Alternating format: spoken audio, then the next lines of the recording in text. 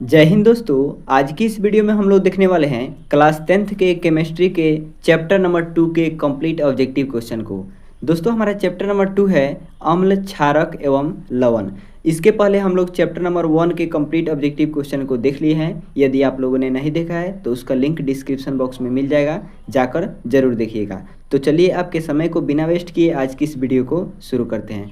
दोस्तों हमारा first question कह रहा है कि टिंचर आयोडीन विलयन बना होता है। तो टिंचर आयोडीन विलयन जो है यह किस में बना होता है? तो एथिल अल्कोहल में बना होता है, यानी ऑप्शन नंबर ए इसका राइट आंसर हो जाएगा। दोस्तों यदि आप लोगों ने चैनल को सब्सक्राइब नहीं किया है तो इसे सब्सक्राइब जरूर कर लीजिएगा। आइए अगला हमारा क्वेश्चन नंबर 2 है, बेंजीन सांद्र सल्फ्यूरिक अम्ल की उपस्थिति में नाइट्रिक अम्ल से अभिक्रिया करके क्या बनाता है? तो दोस्तों बेंजीन का सूत्र आप सभी जानते हैं क्या होता है, C6H6। ये आपका बेंजीन का सूत्र होता है और यह कह रहा है कि सांद्र सल्फ्यूरिक अम्ल की उपस्थिति में नाइट्रिक अम्ल से अभिक्रिया कर, यानी नाइट्रिक अम्ल का सूत्र क्या होता है, HNO3। इससे यह अभिक्रिया करके क्या बनाता है और किसकी उपस्थिति में अभिक्रिया करता है? तो सांद्र सल्फ्यूरिक अम्ल की उपस्थिति में। सांद्र सल्फ्यूरिक अम्ल कैसा होगा दोस्तों?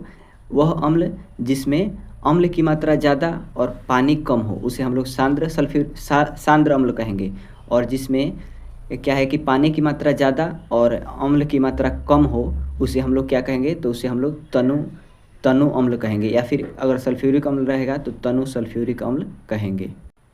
तो दोस्तों हमें उम्मीद है कि आपको समझ में आ चुका होगा। आइए अगला क्वेश्चन देखते हैं। इस क्वेश्चन का राइट आंसर जो हो जाएगा वह हो जाएगा नाइट्रोबेंजीन, यानी बेंजीन जो है सांद्र सल्फ्यूरिक अम्ल की उपस्थिति में नाइट्रिक अम्ल से अभिक्रिया कर नाइट्रोबेंजीन बनाता है। तो ऑप्शन ए इसका राइट आंसर हो जाएगा। अगला हमारा क्वेश्चन नंबर 3 कह रहा है कि अम्ल में HCl और HNO3 का अनुपात होता है। तो HCl यानी हाइड्रोक्लोरिक अम्ल और HNO3 यानी नाइट्रिक अम्ल का अनुपात अम्ल में कितना होता है? तो दोस्तों यह जो होता है 3:1 होता है। तो ऑप्शन नंबर डी इसका राइट आंसर हो जाएगा।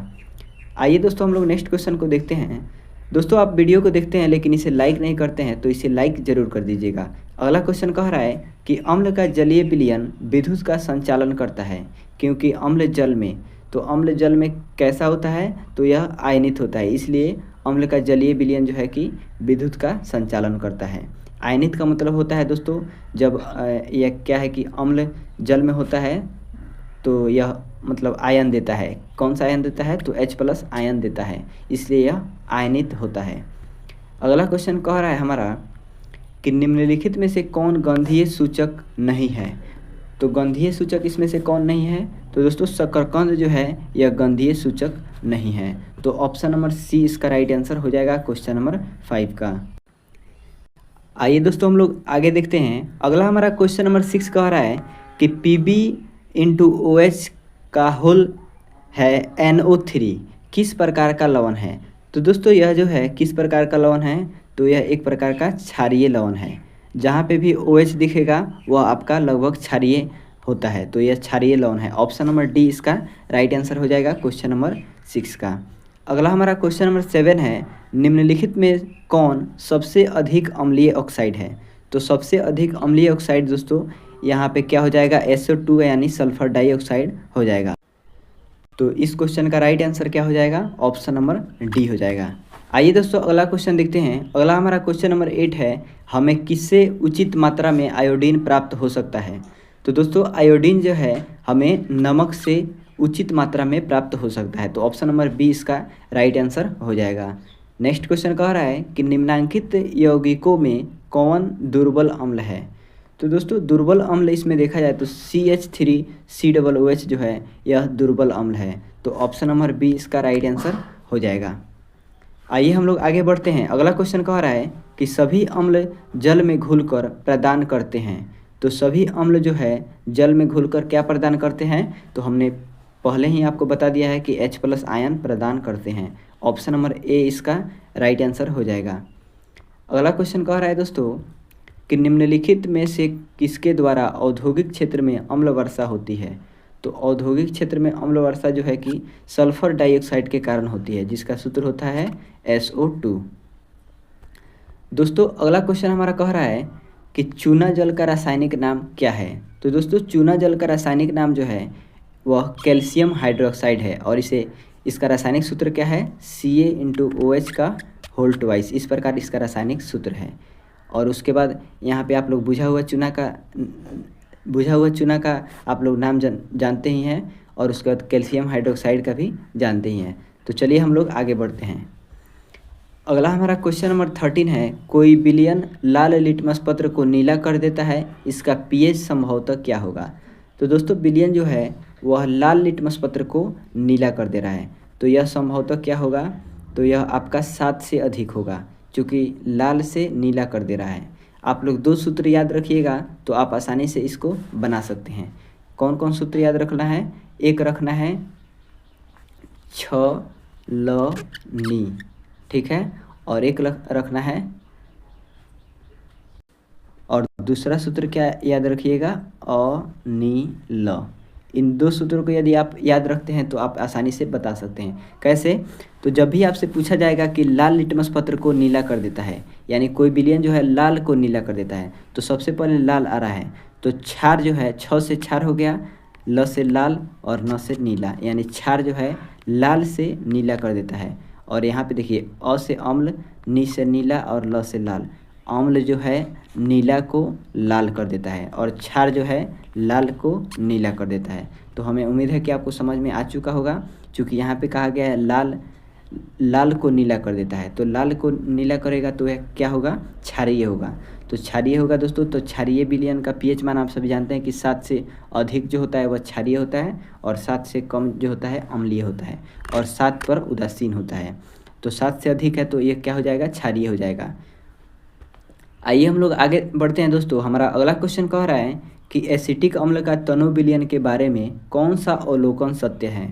तो दोस्तों इसमें से कौन सा अवलोकन सत्य है, तो यह सिरका सी गंध देता है, यानी सिरके के जैसा यह एसिटिक अम्ल जो है कि गंध देता है। तो option number A right answer हो जाएगा।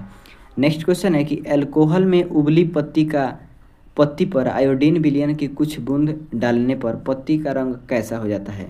तो दोस्तों इससे पत्ती का रंग जो है वह कैसा हो जाता है, तो नीला काला हो जाता है, यानी ऑप्शन नंबर सी इसका करेक्ट आंसर हो जाएगा।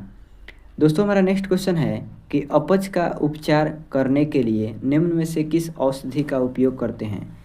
तो दोस्तों अपच यानी ज़्यादा खाना खाने के बाद किसी को अपच हो जाता है, तो उसके उपचार के लिए हम लोग किस औषधि का उपयोग करते हैं। तो दोस्तों इस औषधि का नाम है एंटासिड का उपयोग करते हैं। तो ऑप्शन नंबर सी इसका राइट आंसर हो जाएगा। नेक्स्ट क्वेश्चन है कि किसी भी उदासीन विलयन का पीएच मान क्या होता है। तो हमने आपको बताया कि उदासीन विलयन का पीएच मान 7 होता है। अगला क्वेश्चन है कि निम्नलिखित में से कौन लवण है। तो दोस्तों इसमें से कौन सा लवण है, तो दोस्तों K2SO4 जो है पोटेशियम सल्फेट इसको हम लोग कहते हैं, यानी इसका रासायनिक नाम जो है पोटेशियम सल्फेट है और रासायनिक सूत्र K2SO4 है। यह एक क्या है, लवण है। अगला क्वेश्चन है कि किसी लाल तप्त आयरन पर जलवाष्प प्रवाहित करने पर कौन सा यौगिक प्राप्त होता है। तो दोस्तों इससे जो है किस यौगिक का निर्माण होता है, तो Fe3O4 का निर्माण होता है। यानी कोई गर्म लोहा है और उस पर हम लोग जल यानी पानी डालेंगे तो कौन से यौगिक का निर्माण होगा, तो उसमें Fe3O4 का निर्माण जो है कि होगा। अगला क्वेश्चन है हमारे शरीर में पीएच कितने परास के बीच कार्य करता है। तो दोस्तों हमारे शरीर का पीएच जो है यह 7.0 से 7.8 के बीच कार्य करता है। अगला क्वेश्चन कह रहा है कि बेकिंग पाउडर का अणु सूत्र क्या होता है। तो दोस्तों बेकिंग पाउडर यानी जिसे हम लोग खाने वाला सोडा के नाम से भी जानते हैं, इसका रासायनिक सूत्र जो होता है NaHCO3 होता है, यानी सोडियम बाइकार्बोनेट के नाम से इसको हम लोग जानते हैं। तो ऑप्शन नंबर सी इसका राइट आंसर हो जाएगा। सोडियम बाइकार्बोनेट या फिर सोडियम हाइड्रोजन कार्बोनेट भी इसे कहा जा सकता है। अगला क्वेश्चन है दोस्तों, निम्नलिखित में कौन विजातीय यौगिक है, यानी एक ही जात का इसमें कौन यौगिक नहीं है। तो चूना पत्थर, उसके बाद दोस्तों खड़िया और संगमरमर, ये तीनों एक ही हैं। खड़िया, चूना पत्थर और क्या है कि संगमरमर, ये तीनों एक ही हैं, यानी इसका सूत्र क्या होता है, CaCO3 होता है। और दोस्तों इसमें एक अलग है प्लास्टर ऑफ पेरिस, जिसका सूत्र होता है CaSO4 × 1/2H2O, यानी कैल्शियम सल्फेट अर्ध हाइड्रेट ये आपका प्लास्टर ऑफ पेरिस का सूत्र है। तो ये इन तीनों से बिल्कुल अलग है, तो ऑप्शन नंबर डी इसका राइट आंसर हो जाएगा इस क्वेश्चन का। अगला क्वेश्चन है कि निम्नलिखित में से पीएच का कौन सा मान क्षारक विलयन का मान देता है, यानी इसमें से कौन सा पीएच मान है जो एक प्रकार का क्षारक विलयन है। तो दोस्तों क्षारक क्या होगा, जिसका पीएच मान 7 से अधिक होगा वह क्षारीय होगा। तो 7 से अधिक पीएच मान एक ही दिख रहा है ऑप्शन नंबर डी में, जो कि 13 है, तो यह क्या हो जाएगा, क्षारीय हो जाएगा। बाकी सभी अम्लीय हैं और 7 जो है उदासीन है।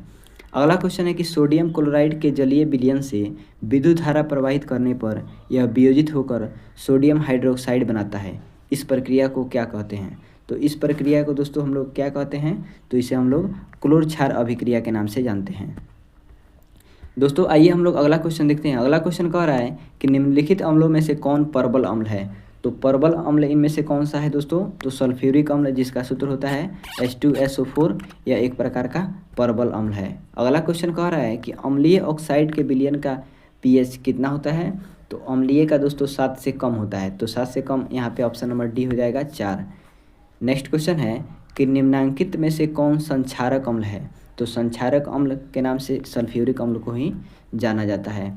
आइए हम लोग अगला क्वेश्चन देखते हैं। लिटमस विलयन जो बैगनी रंग का रंजक होता है, यह किस पदार्थ का बना होता है। तो दोस्तों यह जो है किस पदार्थ का बना होता है, तो लिचेन का बना होता है। अगला हमारा क्वेश्चन कह रहा है कि जल में घुलनशील भस्म कहलाता है। तो दोस्तों जल में घुलनशील भस्म जो है यह क्षार कहलाता है। अगला क्वेश्चन है दोस्तों, मिल्क ऑफ मैग्नीशिया का पीएच मान कितना होता है। तो इसका पीएच मान 10.5 होता है। अगला क्वेश्चन है कि निम्नलिखित में से कौन द्विक्षारकीय अम्ल है। तो द्विक्षारकीय अम्ल जो है कौन हो जाएगा, तो यह हो जाएगा हमारा H2SO4। दोस्तों हमारा अगला क्वेश्चन है कि बैटरी का अम्ल होता है। तो बैटरी का अम्ल जो होता है यह आपका सांद्र H2SO4 होता है। तो ऑप्शन नंबर सी इसका राइट आंसर हो जाएगा। सांद्र और तनु के बारे में हमने आपको पहले ही बता दिया है। अगला है एसिटिक अम्ल एक दुर्बल अम्ल है, क्योंकि यह दुर्बल अम्ल क्यों है, क्योंकि दोस्तों ये कम आयनित होते हैं, इसीलिए ये दुर्बल अम्ल है। Option number C right answer हो जाएगा। अगला क्वेश्चन कह रहा है कि निम्नलिखित में से सबसे प्रबल लवण कौन सा है। तो सबसे प्रबल लवण इसमें देखा जाए तो NaCl यानी सोडियम क्लोराइड, यह हमारा क्या है, सबसे प्रबल लवण है।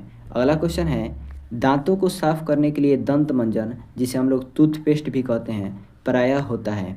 तो दोस्तों यह प्रायः जो होता है कैसा होता है, तो यह क्षारीय होता है। ऑप्शन नंबर ए इसका राइट आंसर हो जाएगा, क्योंकि हमारा मुंह जो है कि अम्लीय होता है, इसलिए इस टूथपेस्ट का उपयोग, क्षारीय टूथपेस्ट का उपयोग हम लोग करते हैं। तो यह अभिक्रिया करके क्या करता है, उदासीन बना देता है। अम्ल क्षार से अभिक्रिया करेगा तो क्या करेगा, लवण बना देगा जो कि उदासीन हो जाएगा।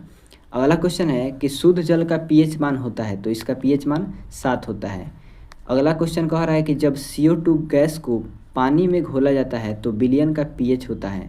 तो जब कार्बन डाइऑक्साइड गैस को हम लोग पानी में घोलेंगे तो विलयन का पीएच जो होगा 7 से कम हो जाएगा, यानी यह अम्लीय हो जाएगा। अगला क्वेश्चन है कली चूना का रासायनिक सूत्र क्या होता है। तो दोस्तों कली चूना का रासायनिक सूत्र जो है यह CaO, जिसे हम लोग बिना बुझा हुआ चूना के नाम से भी जानते हैं। तो ऑप्शन नंबर ए इसका राइट आंसर हो जाएगा। कैल्शियम ऑक्साइड इसका नाम होता है, रासायनिक नाम होता है। अगला क्वेश्चन है कि निम्नलिखित में से किस विलयन का उपयोग दीवारों की सफ़ेदी करने के लिए किया जाता है। तो दोस्तों दीवारों की सफ़ेदी करने के लिए हम लोग Ca×OH का होल ट्वाइस, जिसे हम लोग बुझा हुआ चूना कहते हैं, इसका उपयोग करते हैं। अगला क्वेश्चन है निम्नलिखित में से कौन बुझा हुआ चूना का सूत्र है। तो हमने अभी आपको बताया कि Ca×OH का होल ट्वाइस। नेक्स्ट क्वेश्चन कह रहा है कि लवण Na2CO3 का जलीय विलयन का पीएच मान कितना होगा।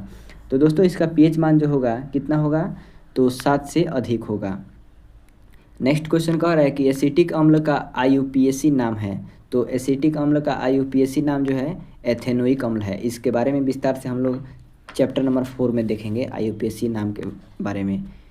आइए हम लोग अगला क्वेश्चन देख लेते हैं। अगला हमारा क्वेश्चन नंबर 43 कह रहा है कि निम्नलिखित में से कौन सा आयन लाल लिटमस पत्र को नीला कर देता है। तो दोस्तों यह कौन सा आयन होगा, तो यह आपका OH आयन हो जाएगा, OH नेगेटिव। अगला क्वेश्चन कह रहा है हमारा कि कोई विलयन नीले लिटमस पत्र को लाल कर देता है, इसका पीएच संभवतः क्या होगा। तो दोस्तों हमने सूत्र जो आपको बताया है उस सूत्र का उपयोग करके आप लोग कमेंट करके बताइएगा कि कोई विलयन नीले लिटमस पत्र को लाल कर देगा तो यह किस प्रकार का विलयन होगा, कितना उसका पीएच मान होगा। नेक्स्ट क्वेश्चन हम लोग देख लेते हैं कि ऑक्जेलिक अम्ल का प्राकृतिक स्रोत निम्न में से कौन है। तो इसका प्राकृतिक स्रोत जो है कौन हो जाएगा, तो टमाटर हो जाएगा। अगला क्वेश्चन कह रहा है कि एक छात्र जांच परख नली में लिए गए सोडियम बाइकार्बोनेट के तनु विलयन में सार्वभौम सूचक की कुछ बूंद मिलाता है, तो निम्नलिखित में से कौन सा रंग दिखेगा। तो दोस्तों उसको जो है कौन सा रंग दिखेगा, तो नीला रंग दिखेगा। ऑप्शन नंबर ए इसका करेक्ट आंसर हो जाएगा। दोस्तों अगला क्वेश्चन कह रहा है कि एक जांच परख नली में लिए गए विलयन में एक लोहे की कील को डुबाया गया। आधे घंटे के बाद यह देखा गया कि विलयन का रंग परिवर्तित हो चुका है। उस जांच परख नली में विलयन था, यानी किस प्रकार का विलयन था। तो दोस्तों उस जांच परख नली में CuSO4 यानी कॉपर सल्फेट का विलयन था। नेक्स्ट क्वेश्चन कह रहा है कि प्लास्टर ऑफ पेरिस, जिसे हम लोग POP के नाम से भी जानते हैं, इसका रासायनिक सूत्र क्या होता है। तो हमने आपको पहले ही बता दिया है कि इसका रासायनिक सूत्र CaSO4 × 12H2O होता है, जिसको हम लोग कैल्शियम सल्फेट हेमीहाइड्रेट या फिर कैल्शियम सल्फेट अर्धहाइड्रेट के नाम से जानते हैं। और पहला जो सूत्र है CaSO4 × 2H2O यह जिप्सम का सूत्र है। नेक्स्ट क्वेश्चन कह रहा है दोस्तों कि लिटमस विलयन जब न तो अम्लीय होता है और न ही क्षारीय, तब यह किस रंग का होता है। तो दोस्तों तब यह बैंगनी रंग का रंजक होता है। नेक्स्ट क्वेश्चन है कि आयोडीन युक्त नमक है। तो दोस्तों आयोडीन युक्त नमक जो है NaCl+Ki, इसको हम लोग क्या कहते हैं, आयोडीन युक्त नमक कहते हैं। तो ऑप्शन नंबर क्या हो जाएगा, 50 नंबर क्वेश्चन का option number A right answer हो जाएगा। दोस्तों यहाँ पे देखा जाए तो ऑप्शन नंबर बी भी लगभग उसी प्रकार का है। यहाँ पे KiO3 मिलाया गया है सिर्फ, तो यहाँ पे हम लोग इसका आंसर क्या कहेंगे, ऑप्शन सी कहेंगे, ए और बी दोनों।